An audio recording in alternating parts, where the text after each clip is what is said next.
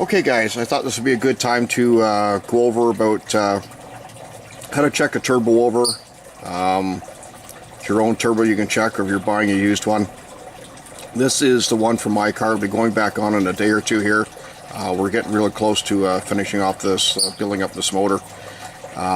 Anyway, this is the one off my car. I bought it in 2009. It's a Precision 6262 journal bearing. It served me very, very well.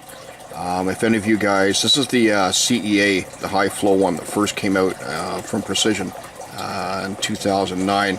This was probably one of the first ones from the first run they did. I was all over. As soon as they come out with this, I was all over it. But again, this is the CEA 6262.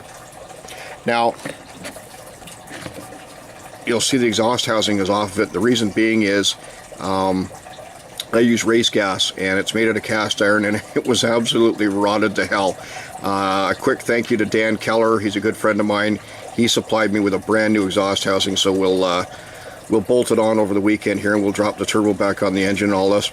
But anyway, basically what you want to do is you want to make sure the fins are okay, make sure they're not, they aren't broken or anything like that. On the exhaust side, on the cold side here, same thing. Make sure that nothing missing off of the fins or anything.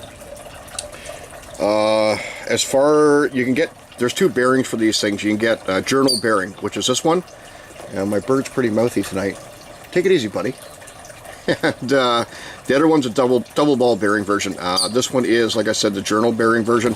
So basically, the way to check the bearing is you can't have, just grab it, and you cannot have any in and out play whatsoever. None. Zero. If you've got any in and out play, that's it. The turbo's done. It's over with. It's done. Get yourself a rebuild or get a new one or whatever. Side to side play. This one has a little bit of side to side play, which is normal. If you take a look and if you see the fins have been hitting the casing here, it's done and over with. You'll need a new one or a rebuild the one, whatever you got to do. But they will have a little bit of side to side play. Now, once you fire the engine up and the oil pressure comes up, the oil gets between the bearing and the outer race, and that'll keep it from moving back and forth. It'll give it a little bit of a cushion effect. So like I said, zero in and out play, guys. Minimal side to side, and that's it. Like I said, if you see the fins hitting, it's over and done with. Anyway, guys, that's about it. Just a couple of quick tips if you're looking to check your own turbo, or looking at buying a used one.